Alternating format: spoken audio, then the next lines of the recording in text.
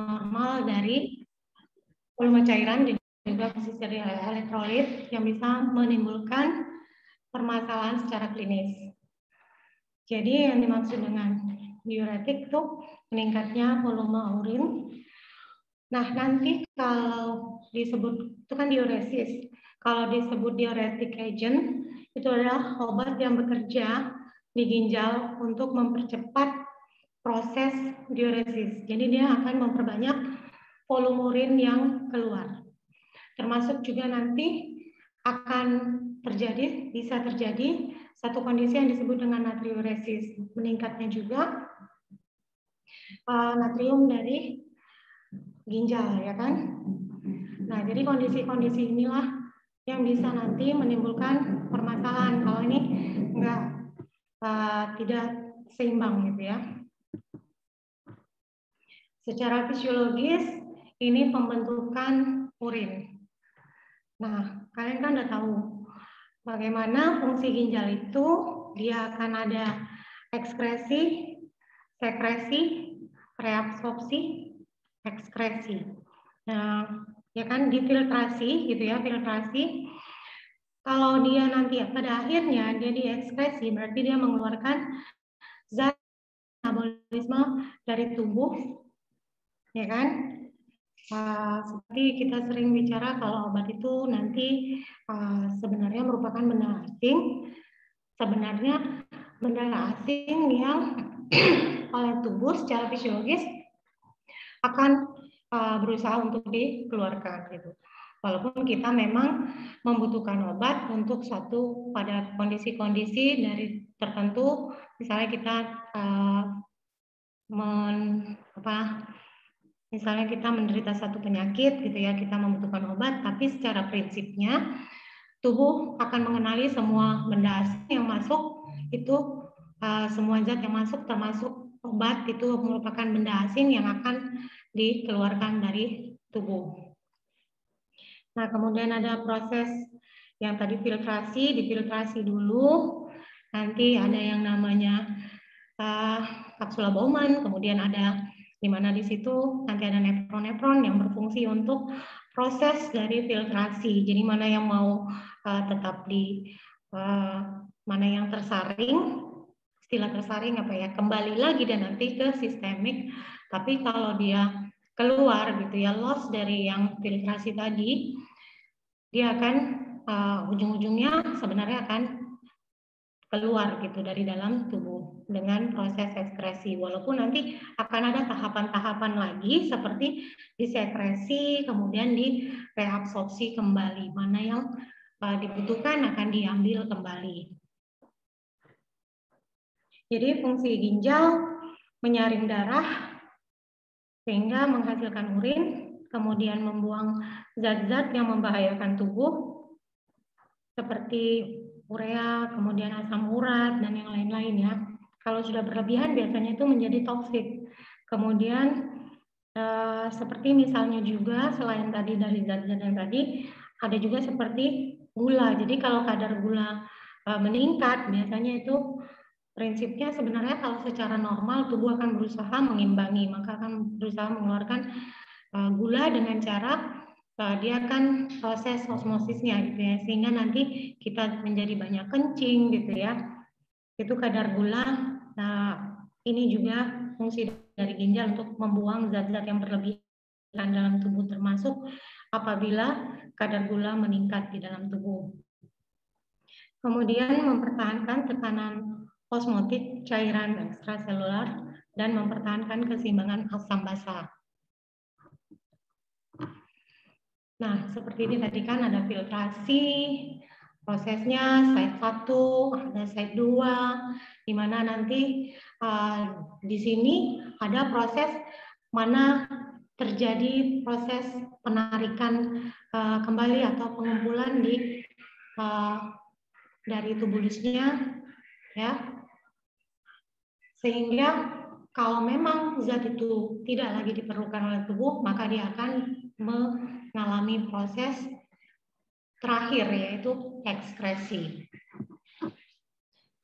Ini secara fisiologis kalian sudah tahu ya kan, Jadi kalau secara farmakologinya di sini nanti kita cerita tentang kalau diuretik tentunya proses diuresis tentunya di sini misalnya obat-obat yang bisa menyebabkan atau menambah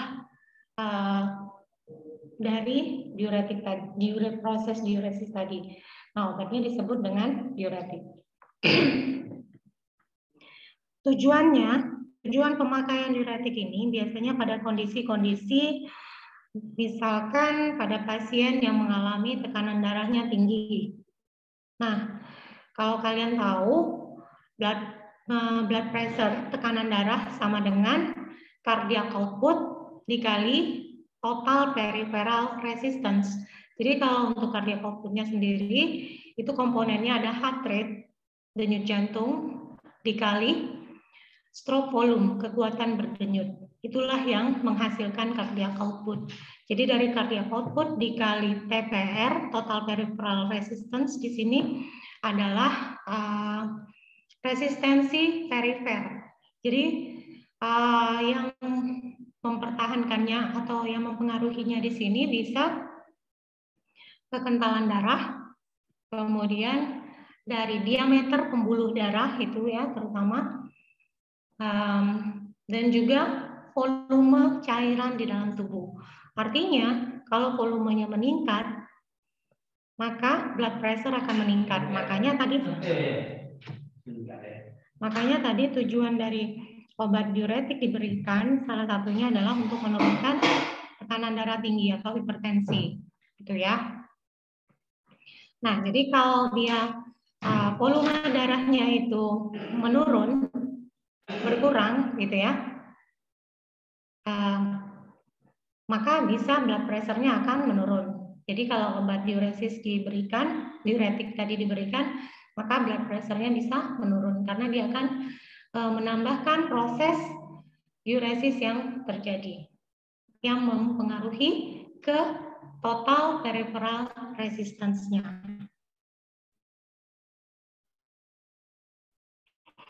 Itu yang pertama, tujuan diuretic agent. Kedua, untuk memperkecil odem, baik secara perifer ataupun di paru-paru. Biasanya pada payah jantung kongestif.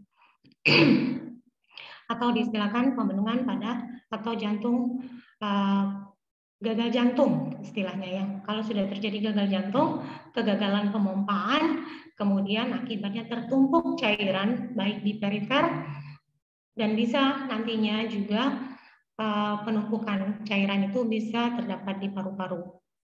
Nah, tempat kerjanya nanti di situ diuretic agent adalah mengeluarkan cairan. Dengan pemberian obat diuresis ini, maka bisa berkurang dari odem yang terjadi di perifer. Kalau yang disebut, kalau kalian pernah dengar itu odem pretibial, dan juga ada odem yang di paru-paru. Nah, itu juga kalau sudah terjadi odem di paru, berarti ini sudah ada tanda-tanda kongestif di jantung, itu bisa diberikan obat-obat.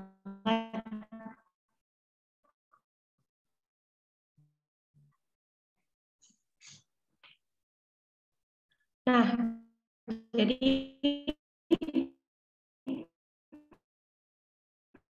diuretik ini menghasilkan proses reabsorpsi natrium dan air dari tubulus ginjal.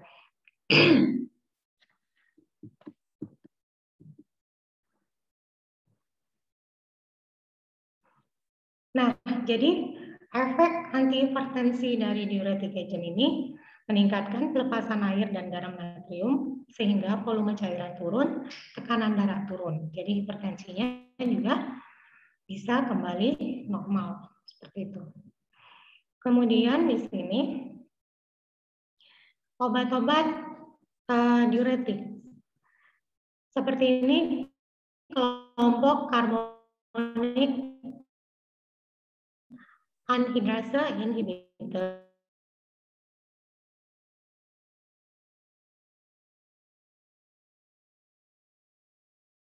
Kelompok furosemid ini merupakan kelompok yang loop diuretik.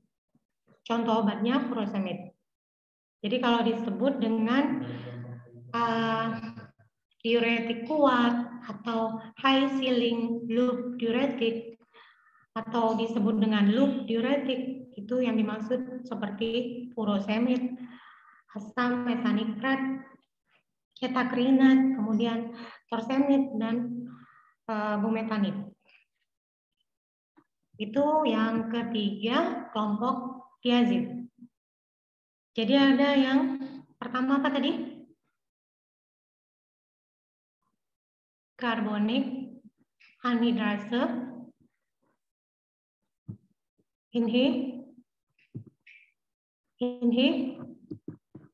mana orang-orang ini?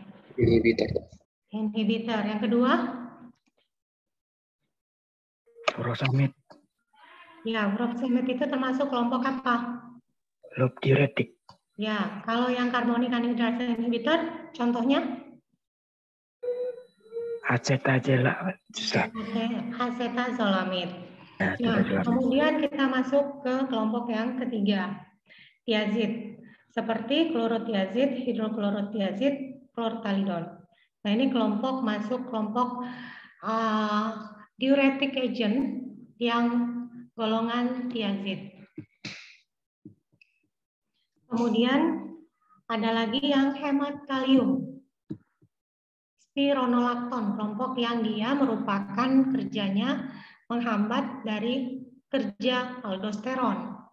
Jadi kan aldosteron itu kalau keluar dari di dalam tubuh, maka efek dari aldosteron itu akan menyebabkan penarikan air, penahanan natrium. Karena natrium tertahan, air akan mengikuti kemana natriumnya. Jadi karena ditahan, tidak dikeluarkan, maka volume cairannya dia akan meningkat. Makanya kalau obatnya seperti potasium sparing diuretik atau diuretic agent yang kelompok yang dia hemat kalium, nah maka dia nanti kerjanya akan mengantagonis dari kerja aldosteron.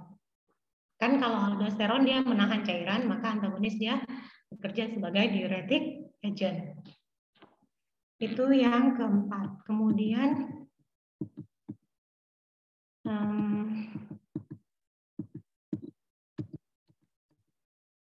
ada yang osmotic diuretik. Jadi kelompok osmotic diuretik ini seperti manitol. Ini juga merupakan satu obat yang disebut dengan diuretic agent.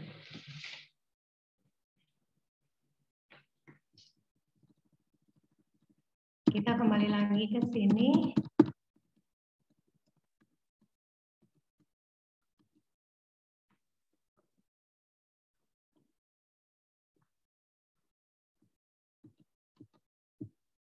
Nah, ini carbonic anhydrase inhibitor. Nah, di mana di sini dia nanti akan menghambat dari kerja carbonic anhydrase tadi, sehingga nanti mekanisme kerjanya menghambat carbonic anhydrase yang terletak di dalam sel dan membran apikal epitel tubulus proksimal, sehingga dia akan meningkatkan pengeluaran natrium, kalium, dan bikarbonat. Itu tadi ya di proksimal tubulus dari ginjal. Oke. Indikasinya dia ini bisa, kalau disebutkan indikasi berarti apa alasan kita memberikan obat itu pada kondisi apa. Jadi indikasinya untuk menurunkan tekanan intraokular. Jadi ada satu kondisi di mana nanti bisa saja pada pasien kita itu terjadi pasien yang mengalami tekanan intraokular meningkat. Pada kondisi seperti dia mengalami glaukoma. Glaukoma tahu kan? Ada yang disebut glaukoma terbuka, tertutup, sudut sempit, ya. Ada itu kalau kalian nanti masuk di departemen atau masuk di blok special sense. Jadi nanti kalian akan mempelajari itu. Nah, obat ini yang carbonic anhydrase inhibitor ini bisa menurunkan tekanan intraokular. Jadi dia bisa digunakan pada kondisi pasien yang mengalami glaukoma. Oke, jadi diharapkan karena dia kan termasuk kelompok diuretik, maka dia nanti akan bisa menurunkan tekanan intraokular itu.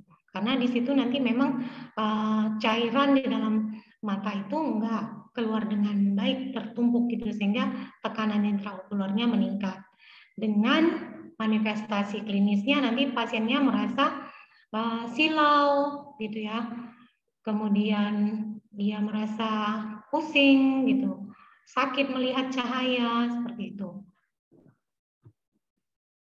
Nah, nanti penata laksanaannya akan lebih kalian dalami lagi di susunan di Spatial Sense Systems. Kemudian kita masuk ke loop. Ini contoh obatnya ya. Sebelum kita masuk ke loop diuretik, kelompok dari carbonic anhydrase inhibitor itu contohnya acetazolamide. Nah, secara farmakokinetik dia well absorbed orally. Artinya apa? Dia baik diserap di oral, secara oral. Artinya dia bisa diberikan dalam bentuk tablet seperti itu. Jadi secara oral diberikan. Ada obat-obat yang dia tidak baik diberikan secara oral karena nanti obat tersebut akan rusak gitu. Jadi yang kita harapkan konsentrasinya nanti bisa berkurang. Jadi itu kalau mengalami hal-hal seperti itu, penghambatan misalnya proses penyerapan, dia tidak baik diserap di oral secara oral, maka akan dibuatkan bentuk sediaan obatnya dari bentuk sediaan lainnya, bukan seperti yang dari rute oral. Mungkin bisa dibuatkan secara injeksi atau lainnya. Nah, kemudian ini kan tadi sudah disebutkan bahwa dia bisa digunakan pada glaukoma. Selain itu juga bisa untuk mengalkalinisasi urin. Bisa untuk epilepsi, tapi yang paling sering adalah sebagai yang glaukoma. Adverse effect-nya dia bisa nanti menyebabkan asidosis, hipokalemi, drowsiness, paresthesia, fatigue, abdominal discomfort, hypersensitivity reaction seperti fever dan rash, atau mengalami bone marrow depression. Nah, kalau disebutkan dengan kontraindikasi, jadi kalau kita mau ngasih obat itu kita tahu alasannya kenapa, karena dia indikasinya apa seperti tadi ya. Kemudian kita tahu dia nanti efek sampingnya bisa menimbulkan apa seperti tadi kan disebutkan nanti bisa fever, rash yang seperti ini tadi ya kan, bisa asidosis dan yang lainnya. Kalau disebutkan kontraindikasi, pada saat kita mau memberikan obat itu, jangan ada kondisi ini pada pasien itu. Contoh, pada acetazolamide ada kontraindikasi dengan liver disease. Jadi pasien yang punya penyakit liver itu hindari pemberian obat acetazolamide. Ini nanti bisa membahayakannya. Sampai di sini bisa diikuti? Bisa dong. Oke.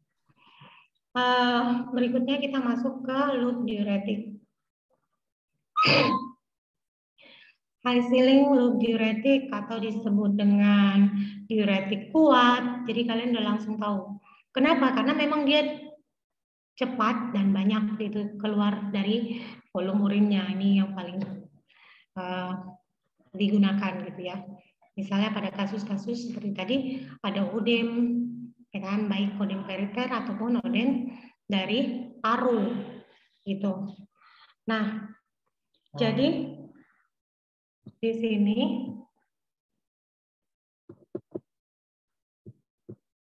sebentar ya. Iya.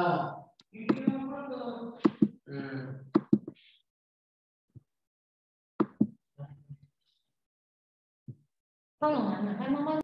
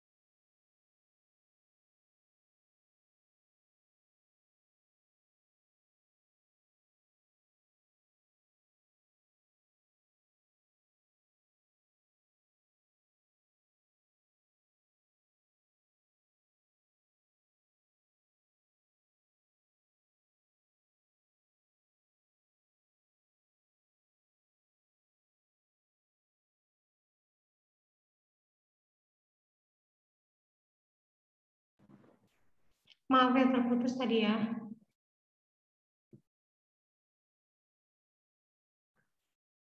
Ya dok.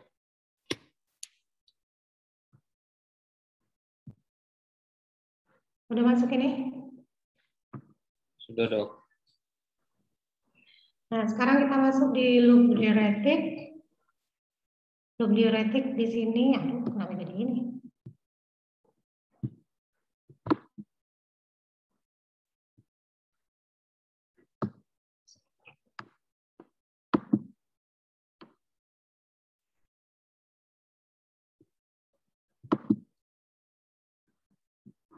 Oke, nah ini ya, jadi furosemid merupakan loop diuretik. Mekanisme kerjanya dia menghambat co-transport natrium, kalium, dan klorida. Jadi Na, K, dan Cl dari membran lumen pada pars ascendens dari Hansa-Enle. Karena itu reabsorpsinya akan menjadi menurun. Jadi kalau reabsorpsi natrium itu menurun, artinya apa? Akan terjadi pengeluaran volume urin bertambah. Ya, tapi kalau dia terjadi reabsorpsi dari natrium, ingat aja, kalau ada natrium, maka air akan mengikuti. Jadi kalau proses reabsorpsi dari natriumnya itu menurun, berarti proses diuresisnya akan meningkat. Itulah yang terjadi pada kelompok obat furosemid yang termasuk loop diuretik. Jadi dia akan menghambat co-transporter dari natrium, kalium, klorida dari membran lumen tersebut ya, ginjal. Karena itu resorpsi dari natrium, kalium, dan klorida itu akan menurun. Oke. Nah, highly efficacious diuretic. Makanya dia ini sangat-sangat efficacy.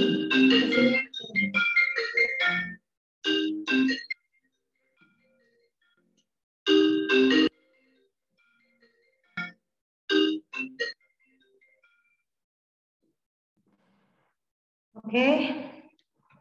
Kemudian jadi dia bisa diberikan secara intravena, ada intramuskular, ada oral. Jadi berbeda sama acetazolamid tadi, dia karena baik diberikan per oral dan dia di sini perbedaannya ada yang IV, ada yang IM, ada yang oral. Tentu kalian sudah belajar bahwa apa kepentingan kalau obat diberikan oral, apa kepentingan dia bisa IM, apa kepentingan dia IV.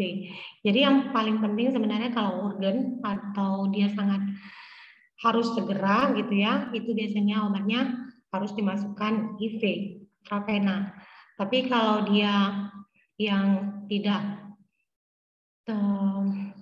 butuh seperti itu atau tidak urgen atau hanya untuk sebagai maintenance, itu biasanya diberikan secara oral. Sementara kalau yang IM ini tergantung nanti ada bentuk sediaan obat itu memang nggak bisa dibuat dalam bentuk sediaan oral, maka dia dibuat dalam sediaan yang injeksi. Jadi ada pilihan bisa IM, bisa IV. Kalau IM itu pelan-pelan masuknya dibandingkan dengan IV. Jadi masing-masing itu punya kepentingan maksudnya.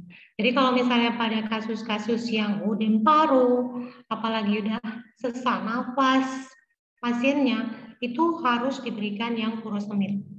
Jadi cepat kerjanya, cepat turunnya gitu. Ya. Nah, sementara kalau tadi ada juga diuretic agent, tapi dia lebih ke untuk glaukoma seperti tadi yang acetazolamid. Jadi seperti itu. Nanti ada kelompok lainnya. Kan kita bahas satu-satu ya.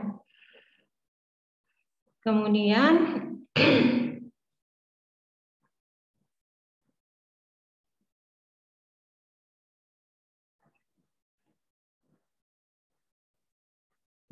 waktu paru. Kalau OA di sini onset of action maksudnya. Jadi dia diberikan kalau secara IP dia nanti mulai kerjanya antara 2 sampai 5 menit. Sementara kalau diberikan secara oral maka onset of action-nya itu sekitar 20 sampai 40 menit. Nah, kalau disebut dengan duration of action adalah lama kerja obat itu. Kalau OA itu kan onset, mula kerja. Sementara kalau duration, dia udah bekerja. Berapa lama nih efeknya? Bisa muncul 3 sampai 6 jam. Itu perbedaannya ya.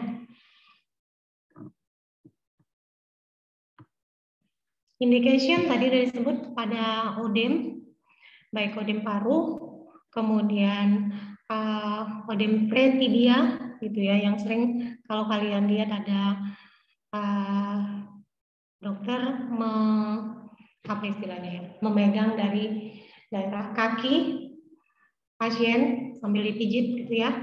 Nah, untuk memastikan kalau dia pada saat ditekan dengan jari tadi itu nggak segera, pada saat dilepas udah ditekan, dilepas jarinya, kalau dia nggak kembali cepat berarti itu tanda-tanda odem.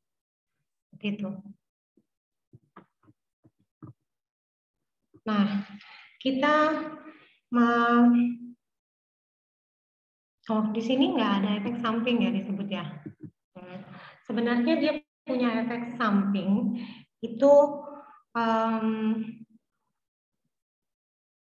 sering terjadi misalnya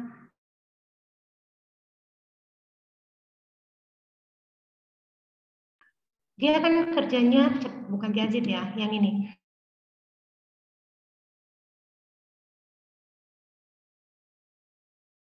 Dia diuretik kuat, jadi banyak mengeluarkan volume cairan melalui urin.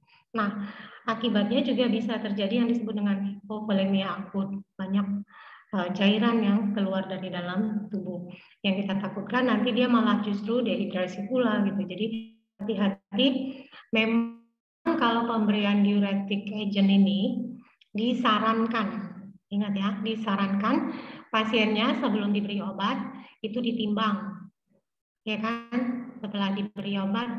Apalagi kalau pada kasus-kasus seperti odem paru tadi, dan dia membutuhkan obat seperti furosemid dalam bentuk yang intravena, itu sampai kencingnya pun bukan hanya berat badan yang dihitung, tapi juga volume urinnya. Jadi itu dihitung per 24 jam berapa. Jadi di-maintain seperti itu ya. Jangan sampai dia terjadi kekurangan cairan gitu. Dan juga karena dia mengeluarkan dengan cepat, kan tadi disebutkan zat-zat juga akan banyak keluar dengan cepat, termasuk natrium, makanya airnya banyak keluar, kalium juga. Nah itu bisa terjadi pada kondisi ini, paling sering adalah hipokalemia juga terjadi. Nah itu juga merupakan satu kondisi yang nantinya akan menambah berat dari penyakit si pasien. Jadi itu harus diantisipasi. Kemudian kita masuk ke tiazid. Tiazid ini mekanisme kerjanya, dia bekerja pada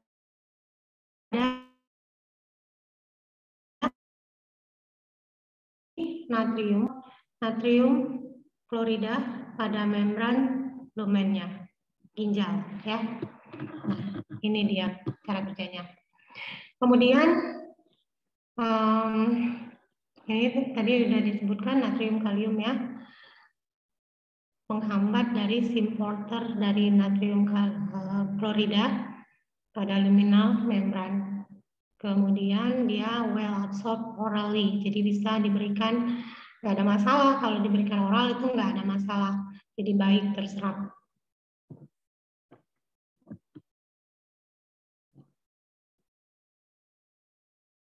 Nah, tiazid menghambat NaCl reabsorption dengan blocking dari natrium klorida transporter,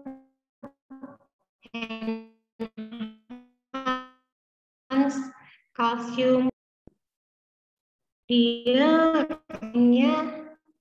ini indikasi ya. Sebelum kita bicara efek samping, hypertension. Nah, nanti kalau kalian belajar tentang maka ada yang disebut kelompok diuretik dengan obat yang bisa dipakai sebagai antihipertensi.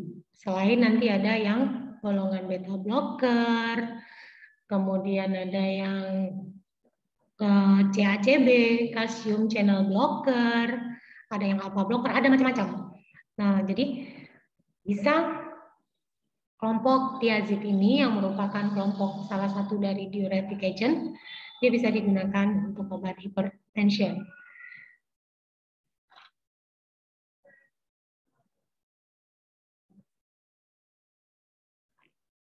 Hidroklorotiazid ya, bekerja dengan mengurangi pengeluaran dari kalsium. Ini kalau untuk sebagai hiperkalsiuri, indication-nya ya. Jadi kalau hipertension, dia akan mengeluarkan cairan melalui urin sehingga nanti total peripheral resistance akan menurun. Dengan total peripheral resistance, maka blood pressure-nya akan menurun. Maka dia bisa bekerja sebagai antihipertensi. Demikian juga dengan odem, kan fungsinya untuk mengeluarkan cairan. Kemudian pada diabetes insipidus dan yang hiperkalsiuri. Nah, kita masuk ke efek sampingnya. Bisa kehilangan kalium, hipokalemia. Nah, kemudian hiperurisemia, hipotensi ortostatik. Jadi bisa berbagai kondisi yang merupakan efek samping dari pemberian kelompok obat tiazid. Ada juga hearing loss, ada juga delusional hiponatremia. Jadi gitu ya. Interaction high ceiling and tiazid. Potensiasi pada semua antihipertensi. Kemudian hipokalemia induced by diuretik meningkatkan terjadinya digitalis toxicity dan meningkatkan incidence dari polymorphic ventricular tachycardia. Jadi artinya bila diberikan tiazid dengan high ceiling yang tadi furosemid, hati-hati, akan sangat mungkin terjadi peningkatan digitalis toxicity. Hati-hati ya. Kemudian juga akan terjadi gangguan dari denyut jantung, aritmik. Jadi gangguan dari denyutan jantung. Hati-hati dalam menggabung dari kelompok obat diuretic agent. Meskipun dia berbeda dari tempat kerja, tapi kalau dia seperti ini interaction dari high ceiling dan tiazid, ternyata dia bisa menimbulkan satu hal yang berbahaya, berarti kita harus hati-hati dalam menggabungkannya. Kemudian kalau dia digabung dengan aminoglikosid, bisa menyebabkan additive toxicity, seperti terjadinya ototoxicity dan nephrotoxic. Jadi bisa kurang pendengaran atau gangguan pada ginjal. Kemudian kalau pada pemberian cotrimoxazole, dia akan meningkatkan insidence dari trombositopenia.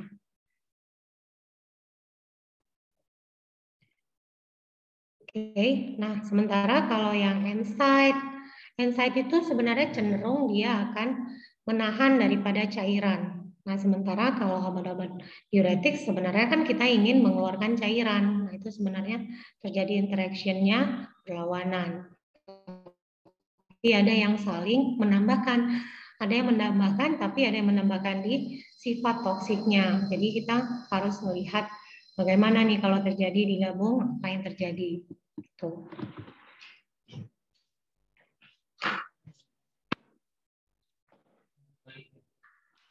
Kemudian resistance to high ceiling diuretik seperti bisa menyebabkan renal insufficiency, terjadinya nephrotic syndrome, cirrhosis of liver, dan CHF.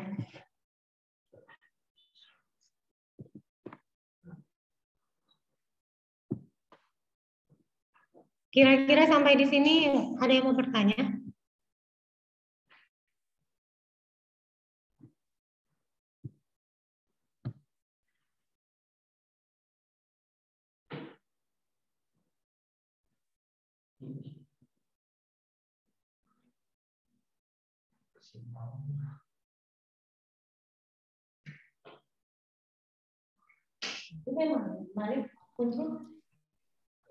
Sepertinya sejauh ini belum ada, Dok.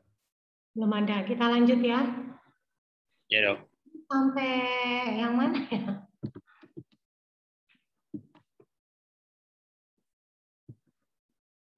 Sampai sini ya.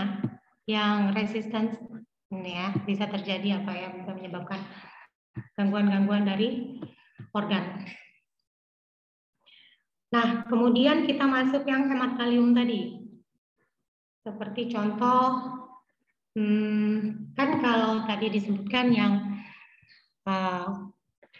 high ceiling ataupun yang seperti katakanlah yang furosemid itu, yang cepat mengeluarkan, itu bisa nanti terjadi hipokalemi, termasuk juga kelompok tiazid ya.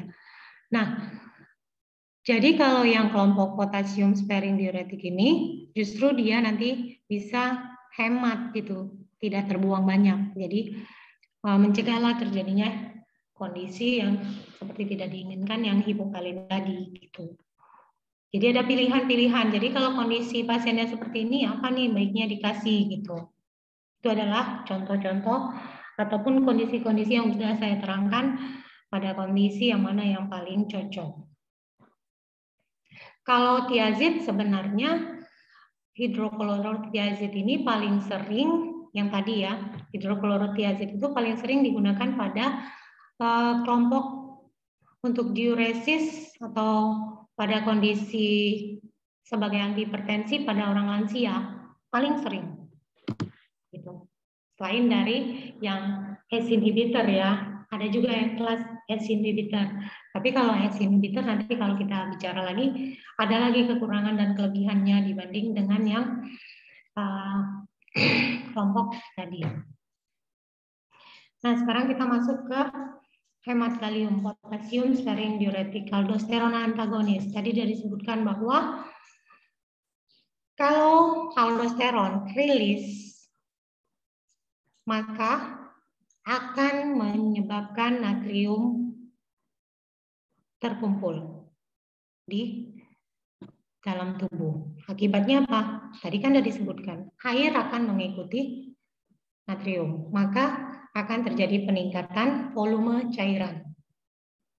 Nah, sebagai kelas diuretic agent, maka dia akan menjadi antagonisnya, bukan kerja aldosteronnya. Saya jelaskan tadi kerja aldosteron. Jadi potasium sparing diuretik sebagai kelas dari diuretic agent salah satunya, maka dia akan menghambat kerja dari aldosteron. Kalau kerja aldosteron itu terhambat, maka natrium yang tadinya tertahan gitu ya, tertahan oleh adanya aldosteron ini, maka dia akan tidak jadi tertahan. Akibatnya terjadilah proses diuresis. Karena kalau dia tertahan, maka air akan menumpuk di dalam tubuh, nggak keluar. Paham? Paham Mas Ian? Maulana? Elaine? Paham, Dok. Oke. Nah, kalau secara mekanisme of action-nya, directly inhibit natrium channel in titik, dan ini collecting duct ya, sama yang tubulus distalnya, untuk secara langsung dia mengkonvers kalium.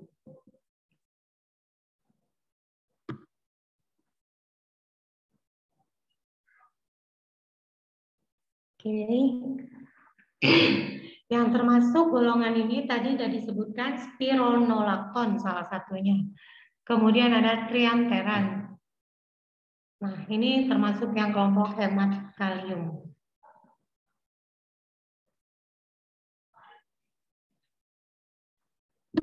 Oke, farmakokinetiknya orally. Nah, dia slow onset of action. Duration of action ya bayangin 12 sampai 72 jam, panjang. Artinya apa? Kalau dia mempunyai duration of action panjang, tentunya waktu paruhnya juga panjang. Nah, berarti obat ini bisa tidak usah sering-sering diberikan, artinya bisa 2 kali sehari ataupun 1 kali sehari cukup. Itu artinya.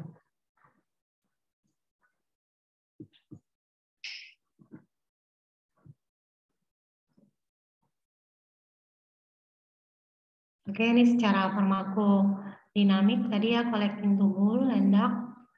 Nah, ini untuk yang dia mempengaruhi kerja dari aldosteron. Dan contoh-contoh obatnya tadi spironolakton, amilorid, triamteran, dan yang lainnya. NSAID akan menghambat kerja dari diuretik, sudah tentu. NSAID itu, bagaimana NSAID bisa mempengaruhi kerja dari diuretik? Bagaimana? Karena NSAID dia menahan cairan ya, Dok? Ya, menahan cairan. Biasanya dia menyebabkan satu kondisi vasokonstriksi pembuluh darah. Kalau vasokonstriksi tadi kan TPR, total peripheral resistance, dia akan dipengaruhi oleh diameter pembuluh darah. Kalau vasokonstriksi, maka dia akan terhambat gitu ya. Berarti blood pressure-nya akan meningkat. Nah, jadi kalau tertahan cairannya, maka blood pressure meningkat. Dan kalau tertahan cairannya, berarti proses diuresis akan terhambat. Maka kalau penggabungan diberikan obat ini, tapi kita juga memberikan pasiennya NSAID, itu harus dipikirkan akan terjadi interaksi antagonis, dia akan saling berlawanan efeknya ya. Clinical indication mineralocorticoid excess, jadi untuk dihilangkan, jadi banyak-banyak kencing gitu ya, banyak-banyak diuresis. Kemudian pada secondary aldosteronium, pada kondisi heart failure, hepatic cirrhosis, nephrotic syndrome. Ketiga kondisi ini seperti heart failure, hepatic cirrhosis, nephrotic syndrome, ini bisa menyebabkan satu kondisi yang disebut dengan asites ataupun odem, jadi penumpukan cairan. Ada yang disebut dengan odem ataupun asites. Biasanya kalau hepatic cirrhosis itu yang muncul penumpukan cairannya disebut dengan asites, tapi kalau dia heart failure, nephrotic syndrome biasanya muncul dengan odem.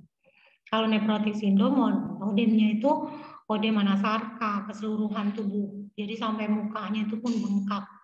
Berbeda dengan heart failure. Kalau heart failure itu lebih ke penumpukan secara perifer, dia secara baik di kalau perifer itu bisa dia odem pretibial atau bisa dia odemnya di odem paru gitu. Jadi obat ini bisa membantu atau indikasi klinisnya bisa diberikan pada kondisi tersebut. Adverse drug reaction, efek sampingnya bisa terjadi hiperkalemia. Dari yang sangat ringan sampai yang mengancam nyawa. Jadi hati-hati. Kemudian drug interaction. Jadi hati-hati juga kalau kita memberikan pada golongan beta blocker, kemudian yang NSAID, kemudian yang ACE inhibitor dan ARB. Karena pada kelompok dia diberikan beta blocker, dia hemat kalium, dia diuresis, dia memang mengeluarkan cairan, tapi dia hemat kalium. Nanti juga hati-hati dengan gangguan terhadap irama jantung, ke situ dia nanti larinya. Kemudian kalau yang NSAID tentunya di sini dia nanti akan menahan cairan, gitu ya. Itu akan bertentangan dengan tujuan kita mau memberikan obat diuretik kan untuk mengeluarkan cairan gitu. Jadi drug interaction-nya di situ. Kemudian kalau untuk yang ACE inhibitor ataupun ARB, kalau diberikan kelompok obat ini, drug interaction-nya bisa menjadi saling berpotensiasi. Justru dia bisa menambahkan efek sebagai antihipertensi. Walaupun kita harus tetap memantau, memonitoring, jangan sampai kita mengkombinasi obat gitu ya, mengkombinasi obat diuretik dengan obat antihipertensi untuk pada kondisi hipertensi, nanti malah terjadi hipotensi. Nah, kenapa? Karena terlalu dia saling bersinergis gitu, efeknya saling menguatkan, tapi akibatnya nanti malah terjadi terlalu berlebihan. Nah, itu hanya sebagai awareness, hati-hati kepada kalian kalau penggunaan pada penggabungan obat kombinasi. Oke. Kontraindikasi jangan diberikan kalau pasiennya itu punya penyakit ginjal atau ada obat-obat yang diberi bersamaan, nantinya takutnya dia menimbulkan efek samping yang berbahaya. Kemudian kalau pasiennya itu ada penyakit liver disease. Nah, ini contoh obatnya, bentuk sediaannya, dan berapa kali bisa diberikan. Jadi tergantung ya, tergantung dari kebutuhan. Karena tadi kita melihat waktu paruhnya panjang, atau duration-nya itu panjang, artinya kita bisa memberikan dalam waktu, nggak usah sering-sering, tapi bisa juga sering, tergantung dari kalau memang dibutuhkan. Gitu ya. Bisa 1 sampai 4 kali sehari.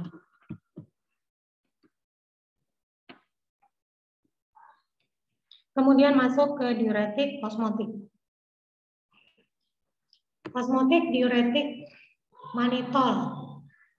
Ini poorly absorbed, jadi bila diberikan secara parenteral. Nah, kemudian istilah diuretik osmotik biasanya dipakai untuk zat yang bukan elektrolit, yang dia mudah dan cepat diekskresikan oleh ginjal. Sebenarnya untuk memenuhi klasifikasi atau syarat disebut sebagai diuretik osmotik, suatu zat itu harus satu.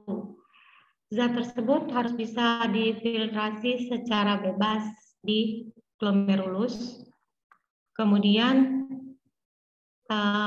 sedikit diresepsi oleh sel tubulus ginjal, bersifat inert, kemudian resisten terhadap perubahan-perubahan metabolik. Jadi di sini karena dia tidak baik secara peroral diberikan, tadi kan disebut poorly kan, jadi sebaiknya diberikan sediaannya itu dalam bentuk yang IV. Digunakan lebih untuk meningkatkan ekspresi air.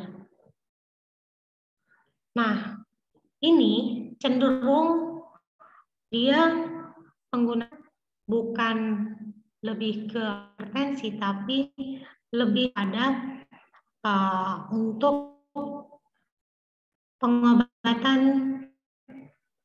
intrakranial. Kalau tadi yang pertama karbonik yang untuk glukok, tadi kelompok karbonik Anitrasi inhibitor, dok. Nah, itu untuk apa? Peningkatan pada peninggian tekanan dari bola mata, di dalam bola mata. Ya. Jadi di situ sementara kalau okular ya, tekanan intraokular, TIO atau tekanan intraokular. Kalau yang ini, yang manitol ini, dia lebih kepada untuk menghasilkan ekskresi cairan keluar untuk mengobati peningkatan tekanan intrakranial. Jadi misalnya ada orang tabrakan, kemudian dia terjadi gegar otak misalnya gitu ya. Kenapa? Bisa terjadi di situ bisa penumpukan sehingga terjadi penumpukan darah barangkali di situ karena pecah pembuluh darahnya. Akibatnya apa? Bisa menyebabkan tekanan intrakranial meningkat. Nah, obat ini diberikan pada kondisi tersebut. Atau pada gagal ginjal akut. Nah, kalau pada gagal ginjal akut juga susah kencing. Jadi di-push dengan pemberian obat ini diharapkan bisa meningkatkan volume cairan keluar dari dalam tubuh. Dengan catatan ya tentu harus dinilai juga, jangan sampai tidak seimbang antara yang masuk dengan yang keluar. Atau bisa digunakan pada keracunan obat. Jadi kalau orang yang keracunan, pertama tindakannya adalah diketahui dulu. Dia keracunan obat itu sifat obat yang menyebabkan dia keracunan itu apa dulu gitu. Bersifat asam atau basa. Tujuannya adalah untuk nantinya mengeluarkan dengan bisa tahu antara yang asam atau basa, kita tinggal mencari antidotnya lawan daripada yang menyebabkannya keracunan. Diharapkan nanti bisa balance gitu, sehingga akan terjadi ekskresi cairan. Nah, tapi bisa juga kita berikan langsung diuretik agent seperti kelompok yang osmotik diuretik ini, si manitol ini pada kasus keracunan. Jadi dia akan mengepus untuk keluarnya cairan dari dalam tubuh, terutama air. Sehingga diharapkan bersama air itu keluarlah zat-zat yang menyebabkan keracunan tadi. Asian, kamu makan apa, Asian? Nggak bagi-bagi dia makan. Maaf, Dok.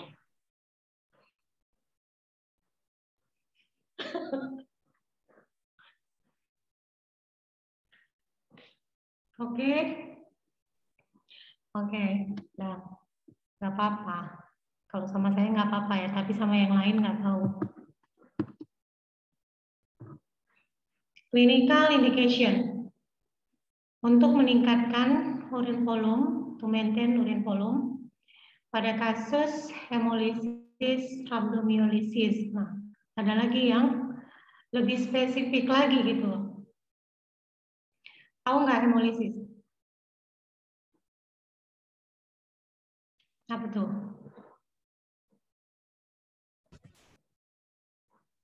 Resia, apa hemolisis? Ya, Dok. Apa yang disebut dengan hemolisis?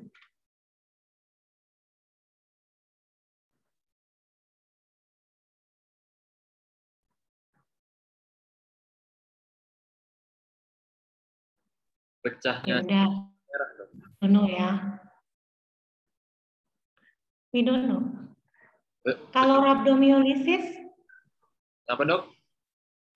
Kalau rhabdomyolysis? Pecahnya selotot. Pecahnya? Selotot. Otot ya. Biasanya dia manifestasi klinisnya kelemahan dari otot. Jadi dia kurang mampu menggerakkan ekstremitasnya karena otot-otot terutama yang ekstremitas itu lemah gitu ya, untuk yang rhabdomyolysis. Kemudian, nah ini tadi kan reduction of intracranial or intraocular pressure. Nah, bisa juga, tapi yang tadi juga ada yang untuk langsung ke glaukom ya, khusus yang karbonil anhidrasa tadi seperti acetazolamid. Nah, tapi kalau untuk yang ini adalah yang kelompok dari yang diuretik osmotik, seperti contohnya manitol tadi.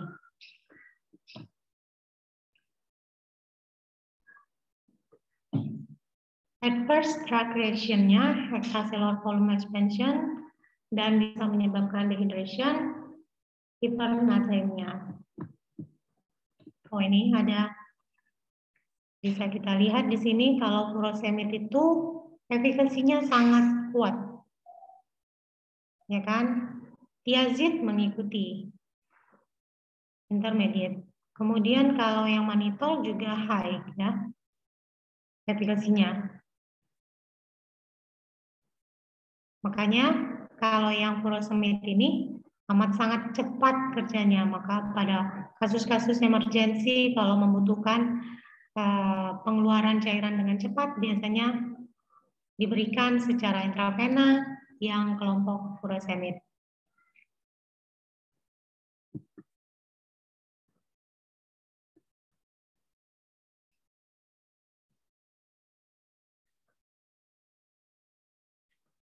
Diuretic classification, high efficacy diuretic, furosemid kelompok yang derivat dari sulfomoil derivat, yaitu seperti kelompok furosemid, bumetanid, furosemid, kemudian yang punya medium efficacy, kalau tadi kan high efficacy, kalau yang medium seperti yang hidroklotiazid.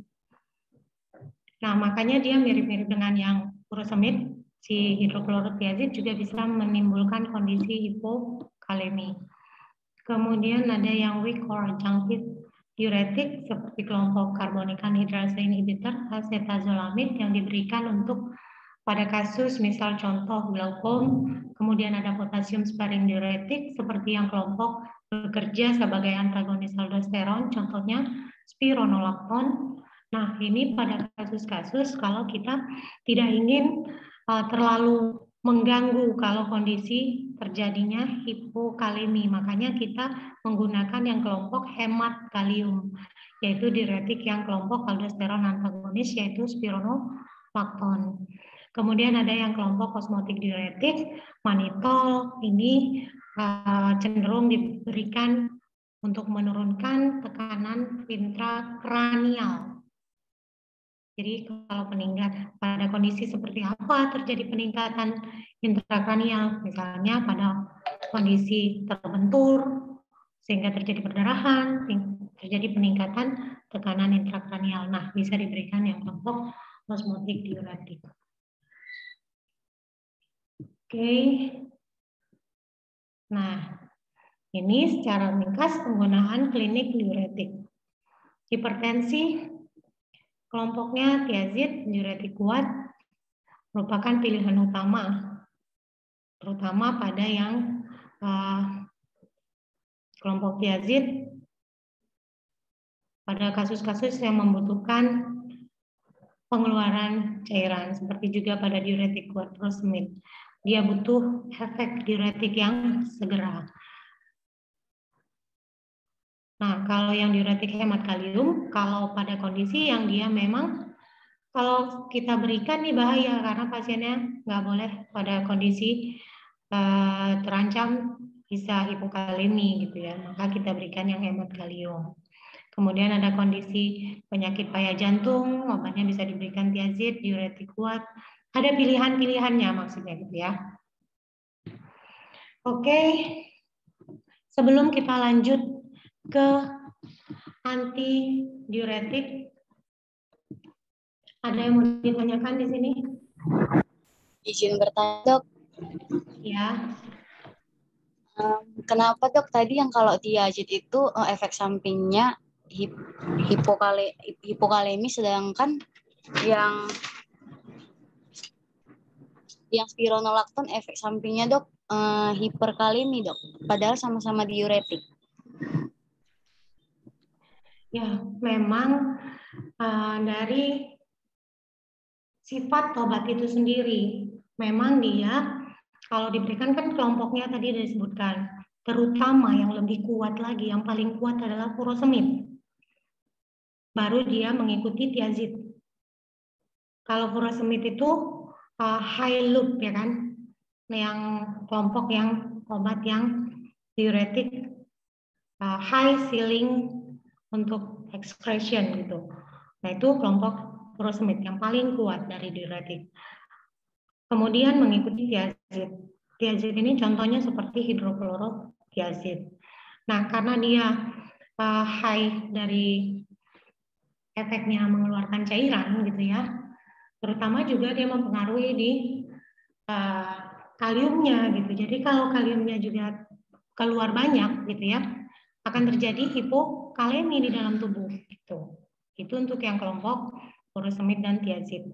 Nah, ada kelompok yang memang diuretik agentnya, memang sifat obatnya itu dia hemat kalium, memang udah hemat kalium, dia bukan dalam kerjanya itu mengeluarkan cairan, kemudian kaliumnya mengikuti keluar gitu. Tapi tidak seperti itu kerjanya. Kerjanya dia lebih ke aldosteron, dia mengantagonis di aldosteronnya, sehingga aldosteron kan tadi disebutkan kerjanya tertahan, cairan tertahan.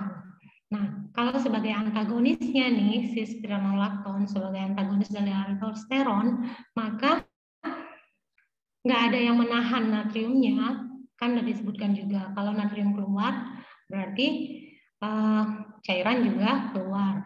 Nah, disinilah sifat daripada obat ini, dia mengeluarkan natrium, tapi dia kaliumnya tidak terlalu banyak keluar seperti pada kondisi diberikan furosemid ataupun tiazid. Makanya dia disebutkan kelompok yang hemat kalium. Tapi bukan berarti dia disebutkan hiperkalemi terus nambah gitu. Ya mungkin lebih kepada karena dia lebih tertahan gitu dibandingkan kalau yang furosemid itu lebih banyak keluar gitu. Gitu maksudnya. Baik, Dok. Terima kasih, Dok. Sama-sama.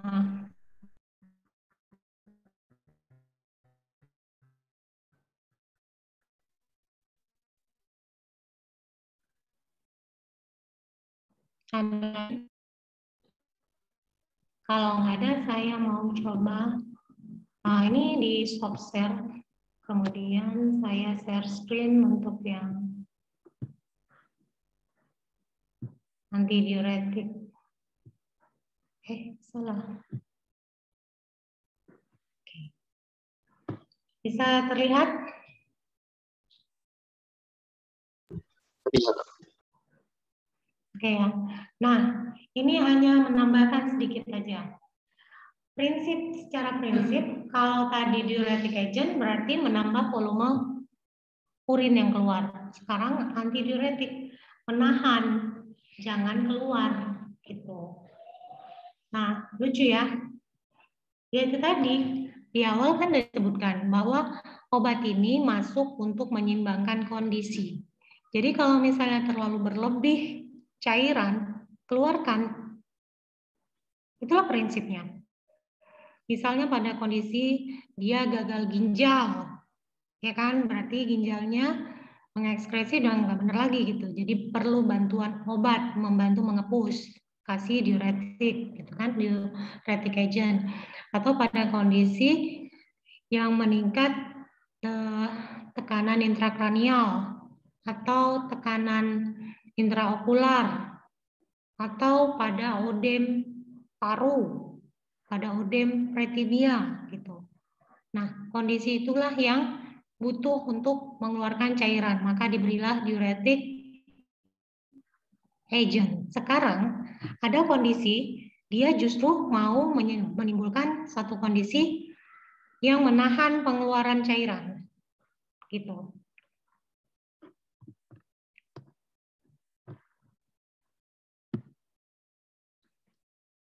Klasifikasi antidiuretic agent yang hormon ADH, vasopressin, kemudian masuk di sini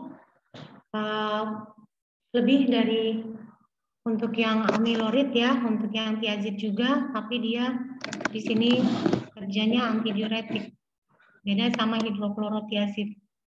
Kemudian yang tambahan seperti yang indometasin, karbamazepin, ini udah lain lagi ya. Kelompok yang indometasin bukan kelompok obat yang seperti ini beda lagi ya, tambahan untuk sebagai antidiuretik. Kenapa? Karena dia indometasin ini seperti antiinflamasi, dia menahan cairan keluar. Tuh. Jadi ini antidiuretik hormon, dia distimulasi rise in plasma osmolarity and contraction of extracellular fluid, sehingga nanti osmoreseptor, hipotalamus dan volume reseptor dia akan menyebabkan ADH release, antidiuretic hormone release. Jadi kerjanya di sini seperti yang ADH reseptor, dia di sini bekerja bisa menyebabkan pelepasan dari kalsium, menyebabkan vasokonstriksi, kemudian terjadi visceral smooth muscle constriction yang mengakibatkan ujung-ujungnya nanti akan terjadi penghambatan dari pengeluaran cairan. Kemudian di V2 reseptornya di collecting duct cell, dia ini terjadi water permeability melalui chain production, jadi menahan dan ujungnya sebenarnya untuk menahan dari pengeluaran cairan. Itu simpelnya. Sehingga terjadi seperti ini di ginjal dari ADH bekerja collecting duct cell, meningkatkan water permeability, terjadi lumen water diffuse to interstitium yang ujung-ujungnya nanti akan mencegah terjadinya urination. Secara fisiologis, ADH ini juga bekerja gitu ya. Memang kan ada di dalam tubuh. Misalnya pada kondisi kita pada kondisi apa kalau fisiologis? Dia keluar. Dehidrasi.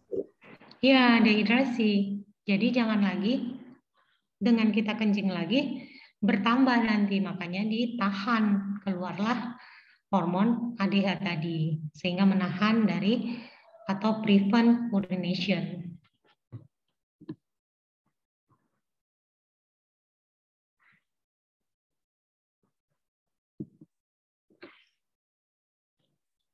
Kemudian di sini dia secara dari vasopresin ya di blood vessel, dia bekerja pada V1 reseptor sehingga dia nanti akan meningkatkan tekanan darah, dalam hal ini tentunya kalau tadi kan disebutkan kalau dia tekanan darahnya meningkat dari TPR-nya bisa dipengaruhi dengan memberikan diuresis. Sehingga kalau diberikan diuretic agent, banyak keluar cairan, volume cairan di dalam tubuh akan berkurang gitu. Nah, kaitannya seperti itu ya. Contraindication, hati-hati dengan pasien yang mempunyai gangguan jantung, iskemik. Nah, ini hati-hati, kemudian ada juga kondisi-kondisi lainnya yang bisa mempengaruhi.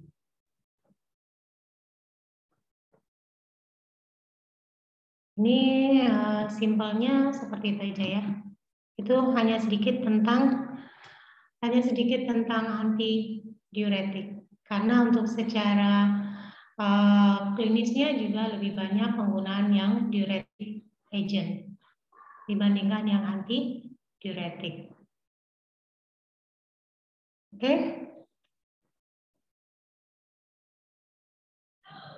Ada yang mau ditanyakan? Maulana? Kalau dari saya belum ada, Dok. Baiklah, kalau nggak ada, saya tutup kuliah kali ini. Jadi lebih banyak fokusnya kalian lebih ke yang diuresis ya, atau diuretic agentnya. Itu nanti akan lebih banyak aplikasinya lagi pada penggunaan secara klinis.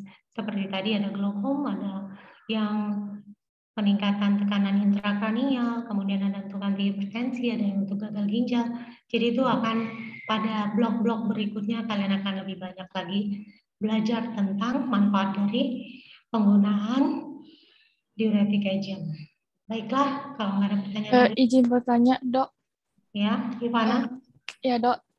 Jadi apakah diuretic agent ini kalau diberikan berlebihan itu ada efek sampingnya nggak ya, Dok? Terus kalau satu lagi, Dok, berlebihan atau tidak? Kemudian kalau misalnya diberikan berlebihan, apakah efeknya tuh sama dengan kalau kita minum air berlebihan? Misalnya kan satu hari kan tuh disarankan 2 liter. Misalnya kita minum sekitar 5 atau 10 liter, itu apakah efek sampingnya sama nggak ya, Dok? Oke, baiklah, saya jelaskan. Kalau untuk kita dianjurkan memang justru 2 liter minum satu hari. Ya, kenapa? Salah satunya adalah untuk membantu ginjal membersihkan dari zat-zat yang toksik. Ya, tapi kalau udah sampai 5 liter, 10 liter itu udah ada istilahnya justru apa ya namanya? Water toxic. Jadi air itu sendiri bisa toksik loh, gitu. Jadi bisa berbahaya juga kalau berlebihan, gitu. Ya, tapi kalau untuk 2 liter sehari itu memang dianjurkan. Jelas, Ivana? Itu satu. Pertanyaan untuk yang kedua itu ya. Yang pertanyaan pertama, apakah diuretik yang berlebihan itu akan, gimana sih tadi? Kalau diuretik dipakai yang berlebihan, kemudian dia akan menimbulkan efek samping. Iya, Dok. Apabila dia diberikan berlebihan, itu ada efeknya nggak, Dok? Tadi kan udah kita sebutkan. Dalam limit dosis terapi saja, dia kan udah ada macam-macam tadi kan, salah satunya seperti hipokalemi, ya kan? Ada seperti itu tadi kan dicontohkan kan. Nah, bisa seperti itu gitu. Jadi memang obat ini memang tidak semua juga bisa muncul pada orang yang berbeda. Jadi pada orang yang satu bisa muncul efek seperti ini bila dia mengkonsumsi obat itu, tapi pada yang lain bisa dia nggak apa-apa gitu. Karena memang juga kita harus paham bahwa obat itu punya sifat selektivitas atau apa sih istilahnya ya. Secara individu itu dia punya hipersensitivitas terhadap obat yang selektif gitu. Jadi masing-masing itu nggak boleh kita lupakan juga gitu. Jadi bisa saja nanti pada satu orang bisa terjadi ras atau kemerahan karena alergi, tapi pada orang yang lain dia nggak muncul gitu. Nah, namun secara umum obat-obat itu kalau kalian lihat di kemasan obat, jadi dia ada indikasi kenapa dia digunakan, pada kondisi apa, kemudian kontraindikasi pada kondisi mana dia nggak boleh diberikan. Seperti tadi kan, misalnya ada sakit liver atau apa, itu nggak boleh misalnya pada obat tertentu. Jadi pilihkan yang lain gitu. Karena dia sudah menuliskan ini kontraindikasi dengan kondisi seperti ini. Jadi kita sudah harus punya tindakan hati-hati. Berikutnya adalah efek sampingnya di sini. Banyak tuh kadang dalam satu kemasan itu dituliskan banyak efek samping yang mungkin muncul. Walaupun tidak semua nanti pada satu orang yang sama akan menerima efek yang tertulis di kemasan itu. Dan tidak juga bisa pada pasien yang lain akan muncul efek yang sama, bisa saja berbeda. Tapi secara umum itu bisa terjadi. Kenapa ada tertulis di kemasan itu bisa seperti itu? Itu adalah merupakan hasil dari sebelum obat itu di-launching kan dia dilakukan dilakukan penelitian baik preklinis pada hewan coba dan juga pada uji klinis pada manusia. Jadi pada manusia udah dilihat, oh ini efek sampingnya dari sekian pasien muncul. Kalau dia mengkonsumsi obat itu mungkin nggak menimbulkan efek samping, bisa gitu. Apalagi kalau berlebihan. Contoh seperti salbutamol. Salbutamol itu obat apa? Belum masuk ya? Belum masuk. Ya, simpel aja lah.